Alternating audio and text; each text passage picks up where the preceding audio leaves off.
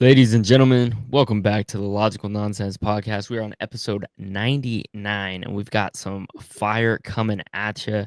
College football playoff drama. Why Dodge doesn't think there should be 12 teams in the college football playoff, and a whole lot more. But we're also going to talk about the NFL, the home stretch, playoff races heating up, especially in the AFC. Can my Broncos make the playoffs for the first time in 8 years? A question that I've been asking myself all season long. We will find out this week. And to end it off, we are going to talk about our Washington State Cougars. There's been some big news with the new head coach, as well as a lot of transfers leaving. But first off, warm welcome to our friend that we have not seen in a while, Dodge Matthews. How have you been?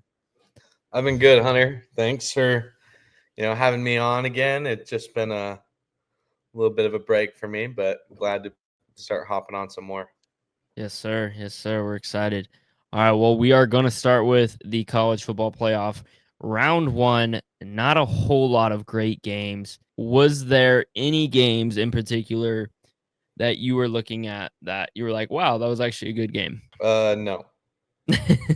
No, there wasn't a single game in the college football playoff so far where I was like, oh, that went good. There was ended up being some close scores ish. Like Notre Dame, Indiana ended up within 10. Clemson, Texas ended up 14. Yep. But they weren't that competitive. One team in control most of the game. Yeah, exactly. So even though at the end score was somewhat close, the game wasn't close throughout. So, yeah. So obviously there's been a lot of talk between us. We've never talked about it on this podcast. Why don't you think there should be 12 teams? Well, I just don't think that there's 12 teams like that are deserving capable of winning of a and championship. capable. Well, I think this is the thing. It's both things. You have to be deserving of winning a championship, and you have to be capable of winning a championship, right? So we can talk all day about 9-3 Alabama, who lost today to Michigan. Yep. Right. We can talk all day about 10-2 Miami, who lost to Iowa State. Yep. Right. So we can talk about some of these teams that were super talented, maybe just missed out, and we can say that possibly they were capable, right? Yep. But they didn't deserve it because they have these losses. Yep. Then you look at teams like SMU, Indiana. I mean, maybe Clemson. Oh, Clemson for sure. Yeah, you might even throw in like Boise State's questionable too, if I'm being honest. God, I hope they fucking win, and I hope they just shut. Yeah, everyone no. Disclaimer: I will be rooting for Boise State, but Boise State's questionable if they honestly are capable of winning a national championship. Yep. So, for some of these teams, yeah, they deserve to be in, but they're not capable of winning. And that's why I think the playoff makes sense. I've been saying 6 for years. I would have been fine with 8 as well, but I think 12 is too many. I think 4 was too little. Yep. And someone's always going to be upset, no matter where you set that limit at. Even if it's a 24-team playoff, the 25 and 26 teams are going to be upset that didn't make it. Yep. That's just a fact. So, yeah, it was. I think it was also kind of a bad example because I think a lot of us were expecting sort of like March Madness style, like maybe Clemson over Texas, 12-2 or 12-5, right? Like one of those upsets, and not one upset happened in the first round. And like we talked about, like there was no dominating. They were all pretty dominant wins. Even the close games, it felt like even like Notre Dame, right? They were in control that entire game. Like that first, run or whatever. They had the game in the bag. So it sucks because I think we want to move towards a college football playoff system that's more like, March Madness, more of like that college atmosphere, but I don't think we can get that in football. Football is just not really that sport for college. I completely agree. Football, it's just not capable. You see, the nice thing about basketball is you can get 68 teams, right? Mm-hmm. And you're you're playing every few days. You can get tired. You can get injuries. Can really hurt you. One star player can really help you because they make up 20% of the people on the court for Absolutely. your team. And in the NFL or in the NFL and football, that's just not actually the case. Yep. So, the thing is that you weren't going to get a March Madness like thing. No. You know, yes, if there were 68 teams, you would see some upsets, but you wouldn't see as many as March Madness, and it's just a different game. I agree. And you can't play that many games. We're getting closer and closer to an NFL schedule, and I still think people talk and care about player safety. Expanding the playoff never really showed like, oh, you know what? We actually care about player safety. Moving Yeah. the NFL to an extra game didn't show that, Yeah. we care about player safety. Like some of these things, they're about making money, Yep. but we really pretend to care about player safety, Yep. and we just want to make more money. Yeah, and on the player safety part too, like, the Chiefs were complaining they played 3 games in 10 days. Like, that's ridiculous. Like, that should not be happening. So there's another stab at player safety, and so it comes and it goes. It's hypocritical for sure. Going into this quarterfinal, I do want to talk about some of these matchups. Quarterfinal tonight, right after this pod, we got Penn State versus Boise State. What are the keys for Boise State to pull off what I would say is an upset, because I don't think a lot of people are expecting Boise to win? Oh yeah, I mean this would be an upset. Penn State's a 12.5 point favorite on Yep. betting odds. Keys to the game for Boise State: got to be able to block. If you block for G&T, like they have Yeah. all season, and G&T gets 200, 250 yards, they'll be competitive with Penn State. Yep. Penn State's not. Their offense isn't prolific. Yep. They're It's really their grinded defense. out old Yeah. school Big Ten football team. Now the thing about Penn State is that they're efficient and they're tough and they play hard. Yep. So you kind of have to beat them at their own game. You're not going to make Penn State play a different game. You're not Yeah. going to get a shootout against Penn State. Penn State's going to play Penn State football. Yep. But if they block well, they give G&T 30 carries. He just studs it out for 7-8 yards carry. They can compete and they can beat Penn State, because Penn State, the thing about Penn State football and Big Ten football, if you're not efficient and you don't convert third downs, Yeah. you'll lose. Yep. And Penn State's played some tight games that they shouldn't have. So Yeah. No, I think that's exactly correct. I think if Boise State's able to convert, like you said, third downs, those big plays, they can do that. I think they have a serious shot of upsetting this Penn State team. And I think a lot of teams or a lot of people are counting them out, mostly because of their Boise State's defense. But Boise State's very competitive. And I hope they can get Genty going, because if they can, watch out, because he is a beast and somebody that you do not want to unleash. would you go over or under on the betting odds? 12.5. For 12 and a The half. spread. I'm going to go, I think it's going to be closer than that.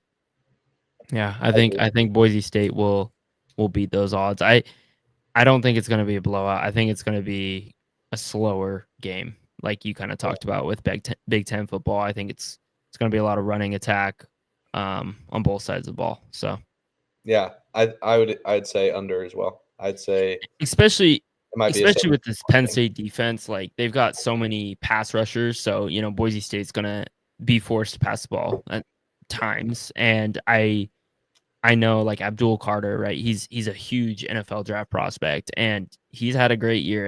And just this defensive pressure that they've been able to put on all year, I think Boise State might struggle with that a little bit. I think the biggest factor in this is how Penn State handles the run. I mean, that is kind of the game plan with every team against Boise State. So that'll be an interesting one. Another game I'm very excited to watch: Oregon versus Ohio State. Ohio State looked really good in their first round. I know a lot of people thought Tennessee might give them a run for their money, and I mean, reasonably so. Tennessee has played some really tough games this year, and they've had a decent season, but Ohio State came to play. It was the best their offense had looked pretty much all season. Oh yeah. Are you nervous about the game for Oregon? Do you think Ohio State will come with the same energy? I think you have to have Oregon as the favorite, in my opinion. Yep. I think Oregon has shown that they're the best team and have been the best team in college football. Mm-hmm. But yeah, I would be nervous. Ohio State, it seems like they're on a roll. They just beat a pretty good Tennessee team, 42-17. You Yep. had a bye week. Sometimes that can't help you. Sometimes that's not helpful. Yep. To have that off week and then get into it right away. You can get into just a little rust. And Yep. if Oregon has a little rust and Ohio State's rolling, Ohio State can beat Oregon for sure. Yeah. Yeah, no, it's interesting. My initial when I did this with Caden, I actually had Ohio State going all the way to the championship. Oh yeah, yeah. And I'm feeling pretty good about that take right now. But we'll see. I think it's going to be a really tough. I mean, look at the last game, 1 point game, right? Like, I think it's going to be another one of those games, close games, and It's ultimately, difficult to beat the same team twice too. exactly. So we'll see if the stakes are too high for Oregon. Ohio State's been in this position before, not this exact position, but they've been in the college football playoff. Obviously, Oregon has too. Ohio State has a little bit more experience, but we'll see. I mean, I think with the way Ohio State played last week, they look like they want it bad. So I've got Ohio State. Who do you have? I'll take Oregon, I'll but take Oregon. yeah, Ohio State is actually the favorite when I'm looking at it, which is kind of they are. They're interesting. 2.5-point favorites. So, all right, well, let's go to our next game, Georgia versus Notre Dame. Looking at the spreads here, this is the tightest spread. Georgia is favored only by 1 point. What are the keys for Notre Dame to win this game? Keys for Notre Dame is to pressure the quarterback. You're Yep. right. They lost Carson Beck. They got Gunnar Stockton. So get after him and don't let Georgia run away, if that makes sense. Like Notre Dame doesn't want to get in a Keep them at shootout with close. Georgia. Yeah. Notre Dame's going to want to play similar to Big Ten style football. And if they Yep. keep in their style game and they're able to contain Georgia and also pressure the quarterback, get after him, they can win the game. I'm a little surprised that the point spread is where it is as well. Georgia, who's Georgia's two losses to? They lost to Bama by 7. They lost to Ole Miss. Jackson Ole Dart, Miss. baby. By how much? They lost to Ole Miss by 18. So I mean, if Georgia plays like they did against Ole Miss, Notre Dame can beat them. But really, this Georgia team I think is better than Notre Dame, and I wouldn't have it that close. I would say that this is not going to be the closest game of the quarterfinals. So I agree with that. Yeah, no, I actually think Georgia is the better team. I know Notre Dame has come on strong ever since they lost their first game of the year, I believe, to Northern Illinois. But it was their I first. think, yeah, I think this is where their road ends. I just think Georgia's got too much firepower, even with Gunnar Stockton. I think Gunnar Stockton's fully capable of stepping into that quarterback role and doing just fine. Notre Dame's defense is scrappy, and I think that's something to point out.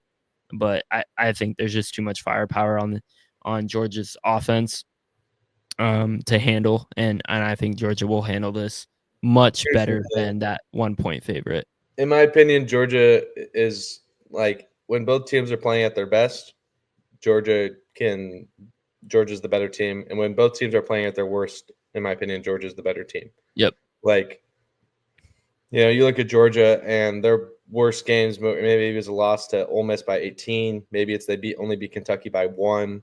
Yeah. But you look at Notre Dame, they lost to Northern Illinois by 2. And that Georgia hasn't played a game where they would lose to a team like Northern Illinois. Yeah. So yeah, I agree.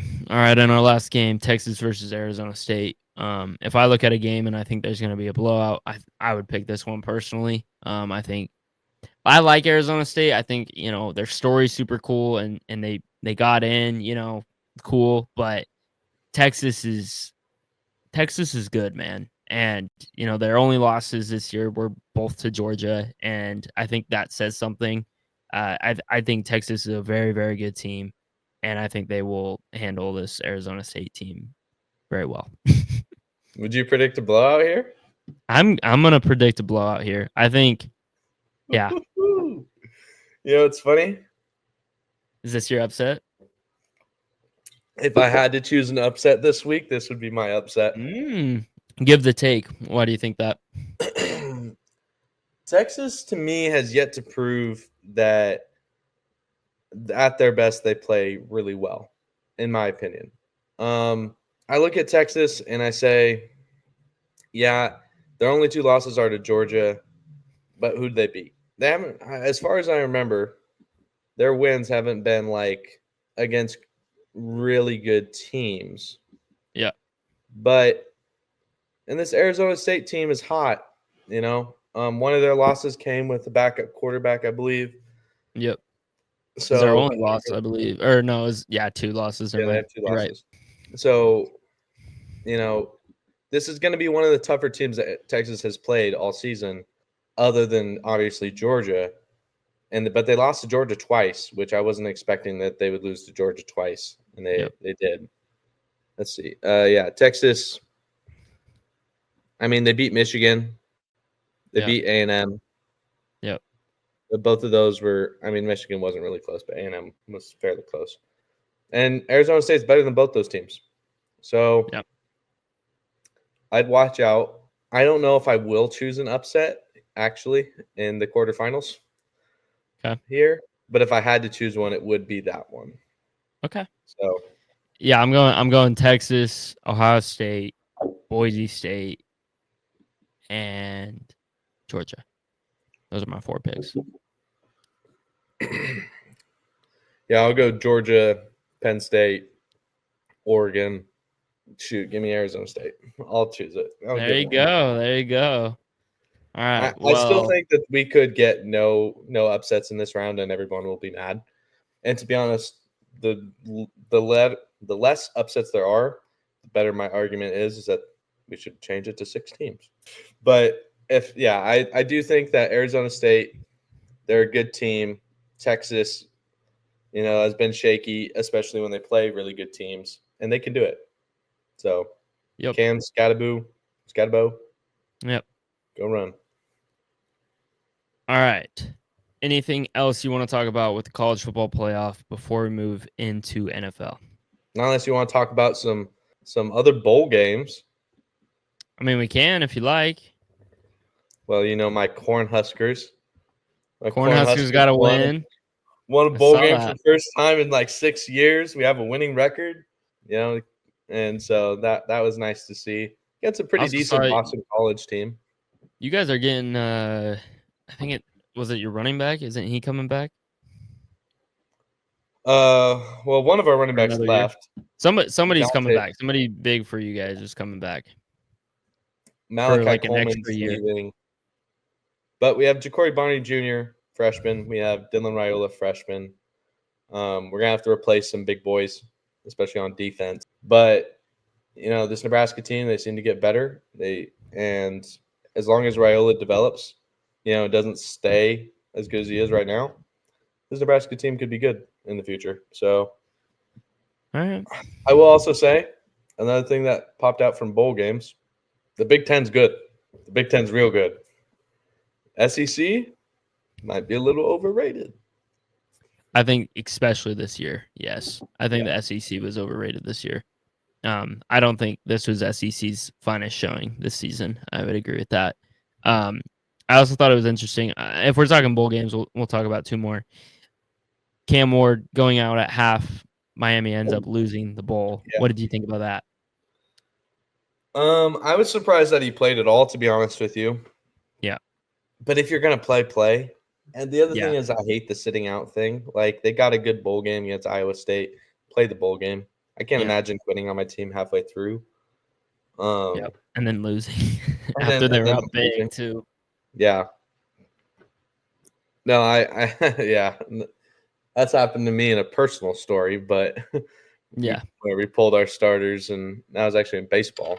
But no, that was a really weird phenomenon. I think Cam Ward at sometimes his decision making outside of the game of football is weird. Like, I'm not talking about him playing as a quarterback. I'm talking about him making decisions as a person. Yeah. Like leaving Washington State, obviously that rubs me the wrong way because we went to Washington State. But did going 10-3 at Miami really boost your draft odds when, WSU with Cam Ward maybe goes 11-1? Maybe they even get in the college football playoff. I don't know. But, it's legitimate shot that if WSU, and no offense to John Mateer played pretty well, but Cam Ward's better. Mm-hmm. He throws the ball better. Yep. I'm just saying that. Yeah. I don't know. Other bowl game we can talk about, BYU over Colorado. Yeah, and we can talk about, I think, maybe Big Ten supremacy this year. I think the Big Ten is the best conference this year by far. Next would be the SEC. After that, the ACC and Big 12 were really bad. Yeah. The ACC was kind of poor, Mm-hmm. and the Big 12, I think, was worse than we expected. But BYU, I mean, BYU played pretty well. So, let's talk about them for a second. Like, they went 10-2. They went 11-2. They didn't make it. That they beat the crap out of Colorado. Yeah, which I found extremely funny, especially with Travis Hunter getting the Heisman. Yeah.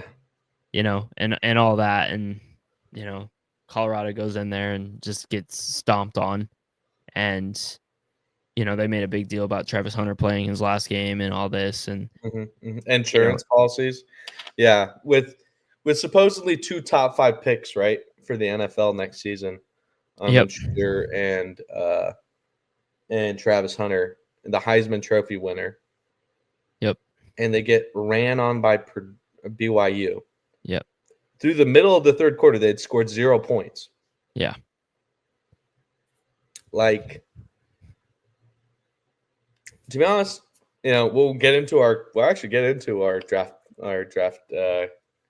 picks, mock drafts eventually. Yep. But should Travis Hunter even be a top 5 pick? I think a lot of people think so.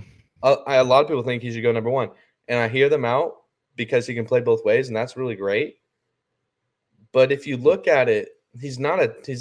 If he just played receiver, he's not a top 5 pick. Yeah. If he just played corner, I think it's questionable whether he's a top 5 pick. Yeah. So to me, it's almost like, honestly, I don't think he's worth it. A top 5 pick, in my opinion. Yeah. Interesting. I think he might go top 5, but you're gonna piss some people off there, but I like it. Unless he's playing both ways in the NFL, but I don't see that happening. Yeah. Yep. All right. Well, that's a perfect segue to NFL. Let's start with Christmas Day. I know you loved Christmas Day football, Chiefs versus Steelers. We won't be rating the games. I just want to talk about some storylines within. The Chiefs secure the number 1 seed once again. I was wrong. Yes, I was wrong. And how are we feeling about this Chiefs team? This Chiefs offense looked much better this game. Like, finally, getting the ball down the field, putting some drives together. Do you think having Hollywood Brown helped that much? I don't know if he helped that much, or it was just like destined to be that the Chiefs would start playing well right before playoffs. Fair enough. I think it might be peaking at the right time again, which is kind of unfortunate for the NFL. Yeah, but I would have picked the Steelers to win this game, and they didn't. So, yeah. Are you concerned about the Steelers team? I think they've lost 2 or 3 straight now. That's a little concerning, and haven't been playing their best ball going into the playoffs. Are you a little concerned about them? Yeah, because they aren't playing their best. Yeah, I would be concerned. I think, they've had the receiving core has had some injuries. I think Russ is still finding his way through this offense. Yeah. I think he's still a huge upgrade from where the Steelers have been. I still think the Steelers are at their best are contenders for a Super Bowl, but they're not playing their best right now. And so, Yep. I mean, if they lose this last game and they go 10-7 in the regular season, that will be a big downfall from them. Because Totally. a couple of weeks ago, I was thinking they'd be 12-5, with home field advantage in most places. But Yep. yeah, They got that's a not tough the one. case here. They got a feisty Bengals team that they play on Sunday, so it'll be a tough one. Of course, I'm rooting for them to lose, the Bengals, of course. But no, it'll be interesting. I think the Steelers need to figure it out, definitely on offense, and I would say even a little bit on defense too. On their defense has seemed to kind of slow down a little bit, but it doesn't help when you're turning the ball over and constantly putting your defense on the field Yeah. too. So I think the biggest issue with They Willis have, right now is it yeah, feels like he's kind of forcing things again. And I think he needs to get back to just being that confident self that we kind of saw. I would say more towards the middle of the season. And we know he's capable of that. So hopefully he can find his confidence again right before playoffs. yeah. And I mean, I also think like we talked about the Steelers throughout the season here, and I think the one thing that they've been missing is another receiver. They got rid of Deontay Johnson to start the year. I don't think that experiment has panned out for either party. Honestly, Deontay Johnson hasn't done anything, and the Steelers haven't done anything without him. I think Calvin Austin's been okay, Yeah. but Mike Williams went there, and I thought, oh, maybe Mike Williams will bring some things, but no. Yeah, I agree. All right, our next game, Christmas Day, Ravens versus Texans. Biggest thing I want to talk about here is the MVP race between Lamar Jackson and Josh Allen. I have not heard your take on this. Who do you give it to? I think right now Lamar. Ooh, interesting. Okay. You just have the better stats. I think in every category except for rushing touchdowns, right? Which, being a Josh Allen fantasy holder has been awesome. But I do think that Lamar's been playing out of his mind. He's been playing really good. He continues to take care of the football. And this Ravens offense, like we said, with the read option with him and Derrick Henry, just makes for efficient passing. Yeah. And that's something that Lamar has always been able to do, but we haven't been able to see it as well because the rushing attack has mostly been like led on him rather Yeah. than Yeah. another running back. So, and they could still use some receiving help as well. Yeah. Of course, Josh Allen could use some receiving help too, but I think Lamar deserves it this year so far. Obviously, So with being only one it's the game to third go. MVP, back-to-back MVPs. It's interesting, and I hate it because I think you look at Lamar's last two MVPs seasons, and I think the first one, sure, last year I still don't agree with. You know that. Yeah. Mm-hmm. This Last year, somebody year, turned into a running back, right? last year it should have been Christian McCaffrey, I Yeah. think. Yeah. But this is his best season he's ever had. And so it feels wrong to give it to anybody else. But I look over and I see what Josh Allen is doing with the Bills team that I feel like, and I hate playing this game of, well, what if Josh Allen wasn't on the team? But Josh Allen, it genuinely feels like he is carrying this team. You look at his receiving core, and I would say it's downgraded from the Ravens. And I don't even think the Ravens have a You think good it's receiving downgraded from the core. Ravens? I don't know if I agree with that, but I agree with that. I mean, right now their receivers are not. they're not playing No, well. No, I agree with you. I mean, like every game, it's like he has like a different receiver he goes to, or somebody has a different good Yeah. game because he doesn't have that number one target. He doesn't have Stephon Diggs. He doesn't have Gabe Davis anymore. At least Lamar. It's Mark Andrews. He has Zay Flowers. Zay Flowers has had a good season. I know you don't like Zay Yeah. Flowers, but Zay Flowers has had a good season. He doesn't Yeah. have a Zay Flowers on his team. There's been games. I mean, I'll give it to you this way. Josh Allen has beat the Chiefs and the Lions this year. Both teams that Lamar Jackson has also played, and both lost to. Look, I understand the Statistically, argument, Lamar does have the better stats, and I but I think their think in teams are terms close of enough. valuableness, I think Josh Allen this season is more valuable to the Bills than Lamar And Jackson Lamar is is to the Ravens. to the Ravens. Yeah. I mean, to be And honest, I'm not saying Lamar isn't valuable to the Ravens. yeah. I just said he had an amazing season. I just No, think I what I Josh hear Allen is doing is unmatched right now. yeah, I think there are good arguments for both players. I mean, if they give it to Josh Allen, I wouldn't be like upset or Yeah. thinking that Lamar is robbed. Yep. But there are a couple players. I mean, and I know this isn't going to happen because he's a running back, but Saquon Barkley Yeah. could be put into the mix too. You know I who's in the mean, mix, and I'm interested to hear you. Go ahead. Talk about your Saquon real quick. well, here's what I'm saying about Saquon. He has 2,000 rushing yards on the season, Yep. 13 touchdowns, 5.8 yards per carry on 345 carries. Like people know they're going to run, and he still Yep. averages 6 yards a carry. That's not even to mention his receiving, which throws in another, 278 and two Yep. touchdowns. So he has 15 total touchdowns, 2,200 yards. He deserves to be in the conversation, Yeah. but he's not Yeah. going to because he's a running back. But I mean, Yep. I get it. No, I agree. I think he should be in the conversation. Guy that's been coming up this past week has hit a lot of fire. And it's interesting because throughout the season, Caden has been kind of talking about this more and more. If they were more of a winning team, Joe oh, Burrow. Joe Burrow yeah, I've has heard. now entered conversations, which I find very interesting because obviously, Bengals huge win last week, leads the league in passing yards, leads the league in passing touchdowns. Do you think he should be in the conversation? Yeah, he deserves to be in the conversation. I would not put him in my top three, but he deserves to be in the conversation.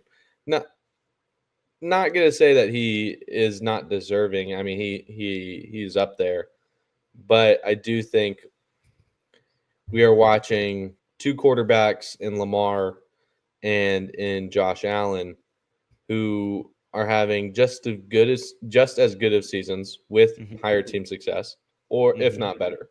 mhm. Because Burrow doesn't bring the same. He doesn't bring the same prowess on the running side of the football that Yep, Lamar and Josh Allen do. true. So, I do think like That he's had matters. a great season. Joe Burrow, and here I will say this, at the beginning of the season, I was kind of questioning if Joe Burrow, and I think I even said this on the podcast, how good is Joe Burrow? Yeah, Is Joe Burrow going to be, a quarterback that's pretty good? Is Joe Burrow going to, after his surgery to his hand, right? Is yeah, he going to even continue to be a starter even? And I was questioning him. And then he came out and he had like an amazing season, which no one can take away from. It's just that the team success hasn't been there. He doesn't yep, add anything on the ground when the other two do. And yep, Saquon's having an amazing year as well, and it's not even being talked about just because yep. he's not a quarterback. So personally, he would be outside my top three, but he deserves to be within the realm of conversation. Yeah, no, I like the conversation piece, but I don't like him over guys like Lamar Jackson or Josh Allen. I think, Yeah. like I just talked about and what you just talked about with team success, it's very evident what those guys are doing is leading to wins. And obviously, they have a little bit of help on defense too, and Joe Burrow does not. But I don't Yeah. know. It's just it's something to me where Joe Burrow has weapons. yeah, I mean, Joe Burrow definitely has weapons, and he's had a great season. So I don't want to take anything away from that, but it's just to me, it's a little annoying because if the Bengals weren't about to possibly make the playoffs, he wouldn't Maybe. even be in this conversation. Yeah.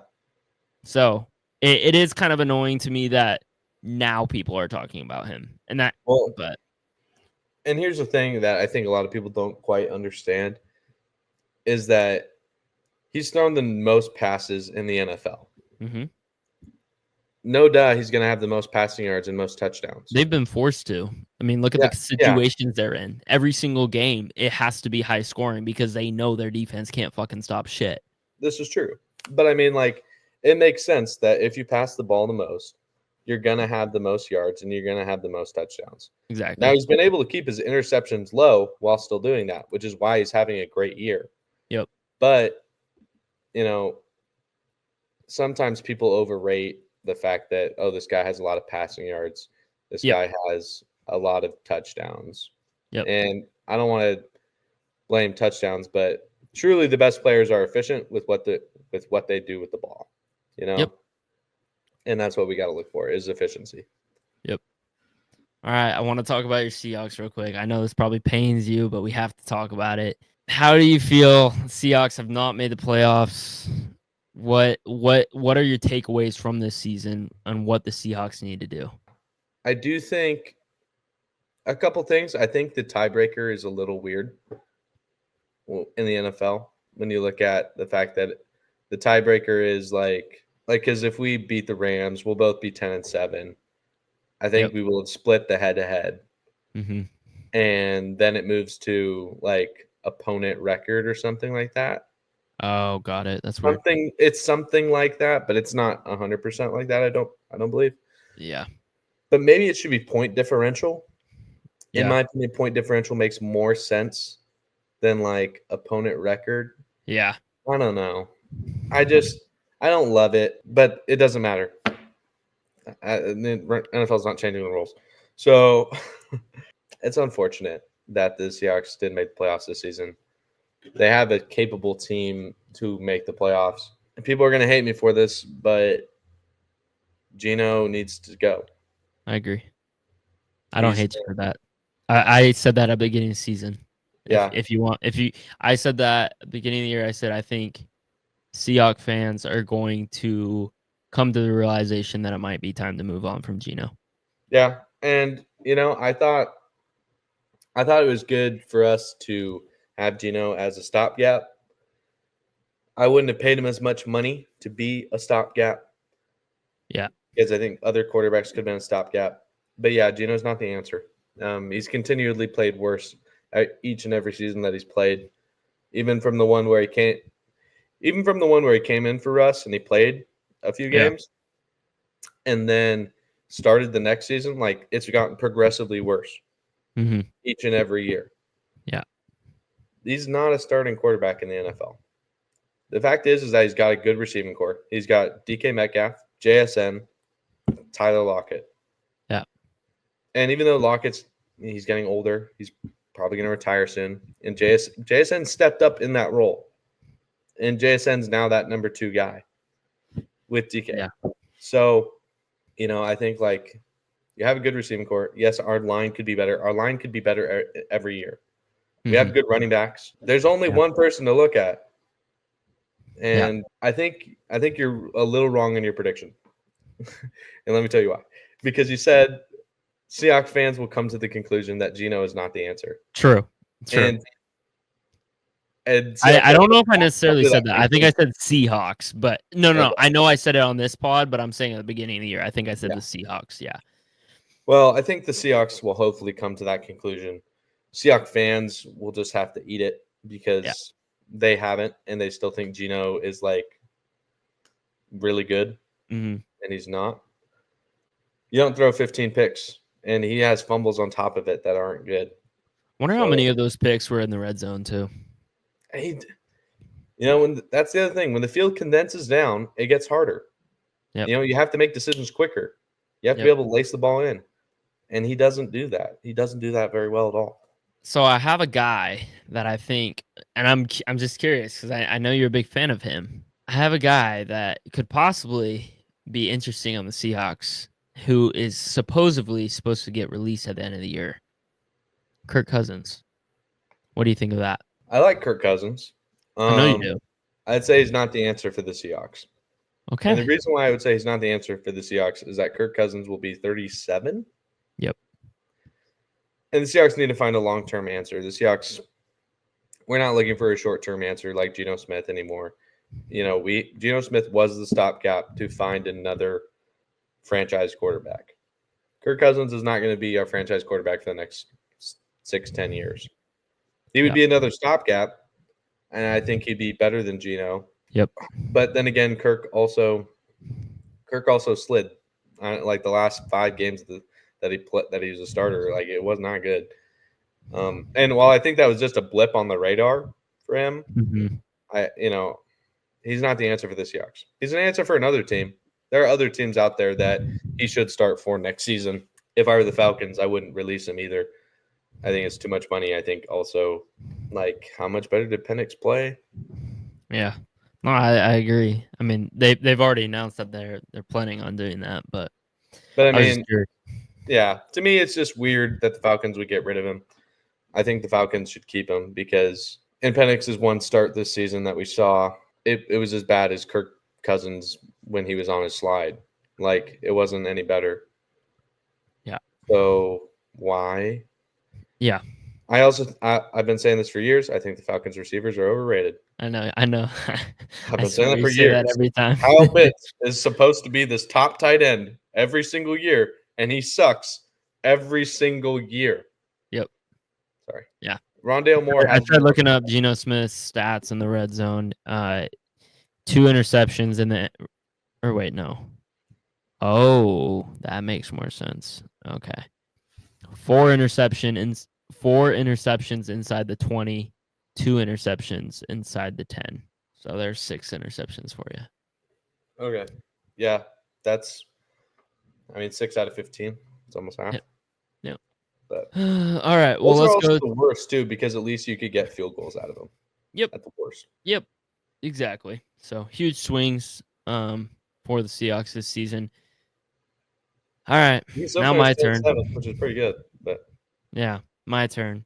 This game was absolutely insane. I think contender for one of the best games of the year. Absolutely insane. I don't know what the fuck the Bengals were doing at the end of the game with clock management. It made 0 sense.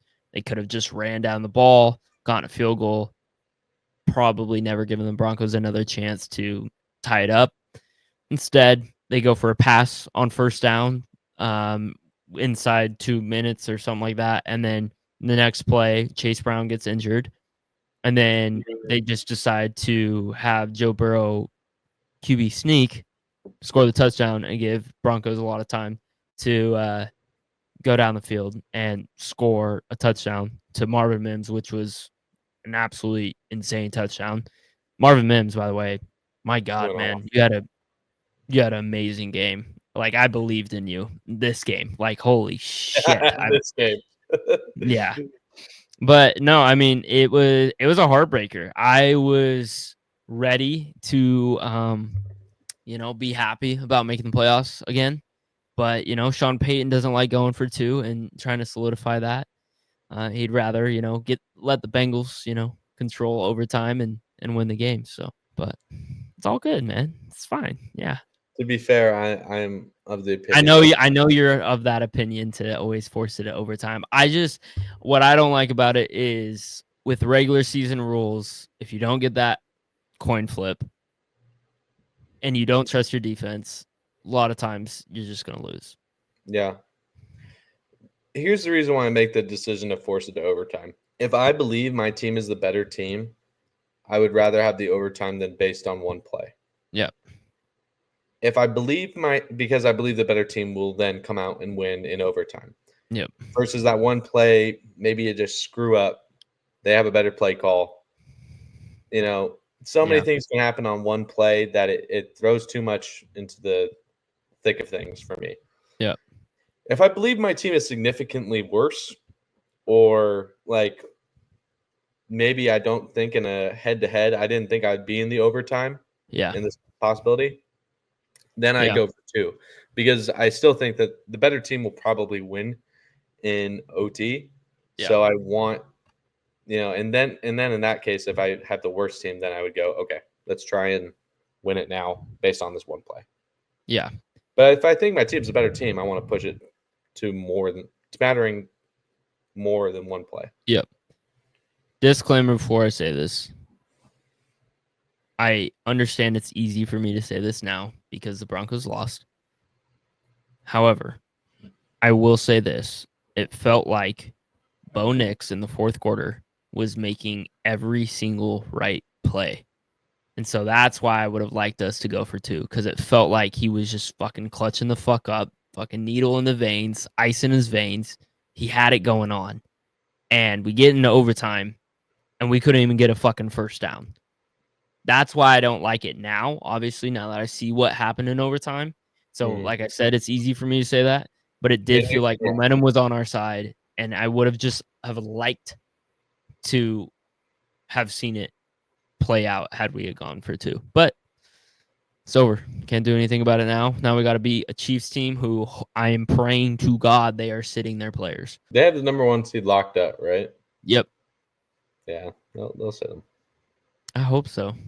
I could Just see Andy hopefully Reid just Carson fucking Wentz with us doesn't as like a divisional fucking opponent, just being like, "Fuck you guys, we're playing everyone." No, Honestly, did you see Dan Campbell? Dan Campbell said that. Respect to that. That's why I would go out. I'd say I'm trying to win every game. What are you talking about? Well, and they actually have something to fight for though, because if they lose that Vikings game, they lose the number 1. Yeah, it goes to the Vikings. Which Vikings, I don't know if I have them on my thing. Yeah, no, I do. Vikings are severely underrated. Their play this year has been fucking Remember when I needs said more that last year? respect. Nobody's giving them respect that they've earned. They have Yeah. beaten good teams this year. So, all right, let's go to Rams versus Cardinals. You guys need a Cardinals win. Didn't happen. Cardinals played hard though. I mean, it didn't really seem like the Rams played their best game. But do you No. believe in this Rams team? No. Yeah. The NFC West is kind of garbage. Seahawks are bad. Rams are bad. Cardinals are bad. Niners. So one and done bad. team. Rams. Yeah. No doubt in my mind. I think I question if Matt Stafford is still got it. Not that he obviously he still has the arm talent. But what I'm saying is I don't. Matt Stafford always picks a receiver, and he force feeds them like no tomorrow. But I'm not sure that that's the best way to play quarterback or best play football. Then again, who am I to question Matt Stafford? So yeah, there's that. Stafford's been inconsistent this year, which has been interesting. But we'll see how he does in playoffs. So, but this year his guy is Puka Nacua. Yep, Cooper Kupp is irrelevant apparently. Yes. Well, that's the thing is that Stafford, unlike Joe Burrow, where he can sustain having T. Higgins and Jamar Chase on the same team, and both guys go off. With Matt Stafford, you can't have that. Only T. Higgins or Jamar Chase would go off. And in this case, it was Cooper Kupp a few years ago, and now it's Puka Nacua. Yep, I agree. Yep. And Puka gets hurt a little too much, but that's a different conversation. All right. Our next one, the only thing I want to talk about here, fucking horsecock lock, baby. Oh my Going God. off, Stop. screwing up the Giants' number 1 pick. Giants had the number 1 pick. They lose this game, or they win this game, and they are now at pick number 4. I'm curious to hear your take on tanking in the NFL. Oh, I hate tanking. Yes. Also, no one's a guarantee. Just because you get the number 1 pick. Yep. That's great that you get to choose Especially whoever this you year. want. Yeah. Especially this year. That's what I'm saying. If Travis Hunter goes number 1, I'm actually excited. For the number 2 pick. Yeah. I'm just there's no problem. There's a plethora of quarterbacks going into this draft. So, to me, not a problem if I'm the Giants. I also don't think this QB class, though, is as strong as last year's, me personally. Bold take. I don't know if it's that bold. Last year's was Bo Nix, Michael Penix, Caleb Williams, Jaden Daniels, JJ McCarthy. Yeah, okay. I'll agree. It's not as good.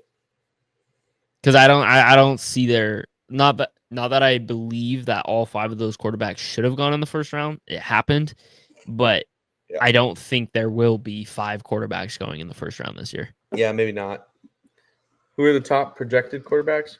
I mean, right now it's Shadur Sanders and Cam Ward. Yeah. So yeah, I mean, I think that Cam Ward is deserving of that. I think Cam Ward, yes. I think Shadur's, there's still some There's questions. questionable.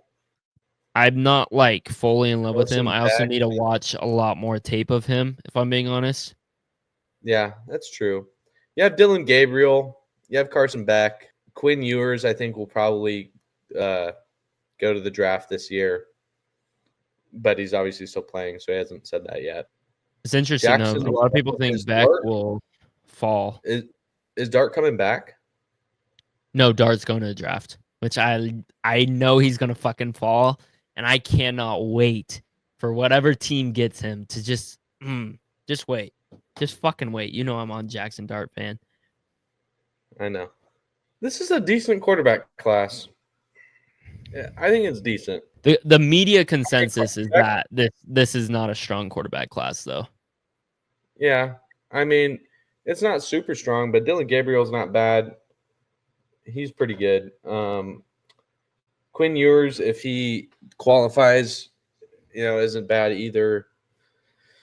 Or qualifies, I mean, if he Declares. declares. Yeah. Jackson Dart's pretty good. Cam Ward, I'm high on. Cam Ward's super talented. Last season you had Caleb Williams, super talented. Jaden Daniels, also super talented. Bo Nix did really well. I think it's lower than last year, but I think last year was kind of an anomaly. Yeah. So, I don't know. I'm okay if I'm the Giants with getting the third pick. Like, I'm not a big fan of tanking. I think tanking is pretty much garbage. Okay. Let's go to Vikings Packers. The Giants need a quarterback, though. Vikings Also, huge win over the Packers. Could possibly get the number 1 seed this week if they win over the Lions. What do you think about the Vikings? The Vikings are a good team. I said last year that the Vikings were really good too and could possibly compete for a Super Bowl, and I was apparently wrong. So, I mean, it's a good win. Though. What? Kirk got injured, to be fair. Yeah. I think my question is about Sam Darnold. Darnold's played well this year, though. Played well. I know he's played well, Hunter. But he's inconsistent, man. This guy, it's been the same dang thing since college. Yeah. He's talented. There are games where he'll throw 3 touchdowns, no picks, 300 yards. It'll look great. It'll be like, oh my gosh, he could be an MVP candidate. And then there'll be games where he throws 2 picks, 1 touchdown, no touchdowns, 50% completion. The ball doesn't move. Now, to be fair, there hasn't been that much of that this season with Minnesota. But I do have to say, when I can't trust the quarterback, you feel shaky on him. I feel shaky on the whole team. Yeah. Yeah. So I'm not super high on the Vikings. Okay. Yeah, I'll be curious. They have shocked me over and over again this year, and I feel like they're one of those teams that I keep not counting out necessarily, but I definitely am one of those people that I'm like, oh yeah, they are doing well. You know what I'm saying? Like, wow, like they've gotten some good wins this season, and I'm just very curious about this team as a playoff team and how they'll convert to the playoffs. Because if they make a run, I'll be like, damn, all right, they're legit. But if they don't, I don't know if I'll necessarily be surprised. Yeah, I won't. I mean, I won't be surprised if they don't make a run. But yeah, they kind of have to prove it this season that if they win, they're going to show that the Vikings are for real. If they don't win, like, people will question the Vikings from now on. Like, they'll question them next season, the following season. Yep. Until the team really changes, people will always question the Vikings unless they prove it this year. Yep. Question for you, and I'm excited to ask this question. If you're the Vikings, Sam Darnold finishes the season off well. Maybe they get to conference championship, something like that, right? Have a good playoff run or something like that. JJ McCarthy was originally slotted to start week 1. Mm-hmm. Do you start him, or do you re-sign Sam Darnold and put him in the slot? Sam Darnold is still in a prove it capacity position. for me. Yeah. Yeah, like if Sam Darnold has a good playoff run and he leads the Vikings, then yeah, I keep with him. If they get to the NFC Championship game and he plays good and they lose, I'm sticking with him. If their first round exits and he plays terrible, Time to move on. yeah, Okay. I might start JJ. All He's right. played well this season, which I want to congratulate Sam Darnold. Probably should win comeback player of the year or something like that. Yeah, I hope he does. I don't know if they give it to players who aren't injured anymore, though. Yeah, I don't know, but he Also, deserves it. He real deserves it. quick, lastly, do you have anything else on the NFL that you'd like to discuss? Anything like that? No, looking forward to playoffs. Yeah, I Actually, think last question for you. Last question for you. If unless you have something, no. Go ahead. who do you think gets in? Bengals, Broncos, or Dolphins? Oh, I don't think it's the Dolphins. Dolphins are in the race. If the Dolphins win and the Broncos and Bengals both lose or something, they're in. I think if the Dolphins win and the Broncos lose, I think the Dolphins are in. No matter what happens with the Bengals. Yeah, I'm pretty certain about that. Who do they play? Who do the Dolphins play? Yeah, they play the Jets. Oh, oh. 1 second. Let me make sure on that. Yeah, they have to win and the Broncos have to lose. That's it. Okay. In my heart, I don't believe the Dolphins are a good enough team. Yeah. So I'm gonna say that your Broncos get it win. They end any discussion over the Bengals or the Dolphins. The Broncos get in. Just went to church. I'm praying. I am praying, man. Please. I don't even care if we win in the playoffs. Just please, please give me something to look forward to. All right. Lastly, the Cougs have not discussed Dickert leaving. First, I want to start there. What do you think about Dickert leaving for Wake Forest, who had one of the worst records in the ACC? I'm okay with it. Are you? And Why is that? the reason why is because I think it's time for WC to probably move on anyway. WC went 8-5 in a bad schedule. They underperformed. They played like crap at the end of the season. They do this every year with Dickert. So I think at the beginning of the season, I said if Dickert didn't win 9 games, I'd fire him. Okay. Now, WSU wasn't going to do that, to be honest with you, because they're in desperate need of people. Yep. But in my opinion, I think it's actually good for the football team, good for the university that they move on because he's underperformed every year. Going Okay. 7-6 in the Pac-12 with the talent that we had Yeah. Cam Ward for two. Did we have Cam Ward for 2 or 1 season? I can't remember. 2 I don't know, seasons. 2 seasons. And he was super talented. And Dickert's supposed to be a defensive guy, and our defense seemed like Shit. yeah, they played like crap. Yeah. So how good was he? I was glad that he kind of became the heart and soul of the team. Yep. And in that way, I think he could possibly be, it's possible he's a good leader, but he's not, in my opinion, very good head coach. Okay. He makes some dumb mistakes at times about going for it, about going for 2. And his team vastly underperforms when it gets late in the season. Okay. This WSU team should have been 11-1. Yeah. Okay. What do you think of the new hire, Jimmy Rogers? I think it's great. I mean, I'm honestly, excited for it. it's the best hire that I think. Honestly, I wasn't even expecting it. That's not something I would have even anticipated. No.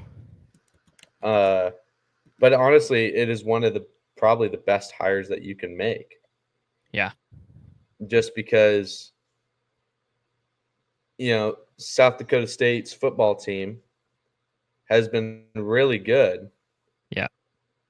For years. Yeah. and he's young. And if you're WSU, you got to build a brand around yourself now. You got to be similar to Notre Dame. If I'm being honest, Notre Dame's not in a conference. Sorry.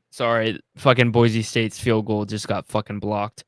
Oh my god. Sorry, go ahead. Anyway, I do think like this is a wonderful hire, something that I didn't expect, but it's even better than I would have anticipated. Yeah. He's young, comes from a good cultural, traditional program. Yeah, so really happy about WSU's future, actually. Yeah, I think they're in good hands, and I really hope that we can land that QB as well, because I think he's really good, and I think we could use him big time. And hopefully the familiarity of head coach, and it sounds like a lot of the staff is coming with him, will convince him to come to WSU, because I think he could do great things there. So, 35 transfers. What do you feel about that? You know, we have a different head coach coming in, so I'm not surprised that there's going to be a lot of roster turnover. One thing I would say to, fans and recruits and whatnot, WSU, especially at receiver, seems to always have good receivers. Yep. Kyle Williams is the latest one, and I would say that like WSU should be a good school to come to for football. Yep. Obviously, I think that WSU kind of have to try to get either an 8 team in the pack, which they don't have currently. Yep. Or they should look into going into trying to get into the Big 12, trying to pay their way into the Big 12. I think they fit in there style wise and culturally wise. Like I think they could be a good fit for them. And if they want to remain nationally relevant, I think that's the way to do it. I think going to the Mountain West would be the worst, honestly. You have Boise State there, but Boise State's not going to be staying there for long term. There's going to be a lot of change in college football. So, yeah, just build your own brand and get after it. Yeah. All right. Well, that concludes our pod. Dodge, thanks for coming on. Got to get to this Boise State Penn State game, as you know. So, thanks for having me thanks for coming on. Yeah, absolutely. As always, folks. Again, I want to thank every one of you. We did make it to 500.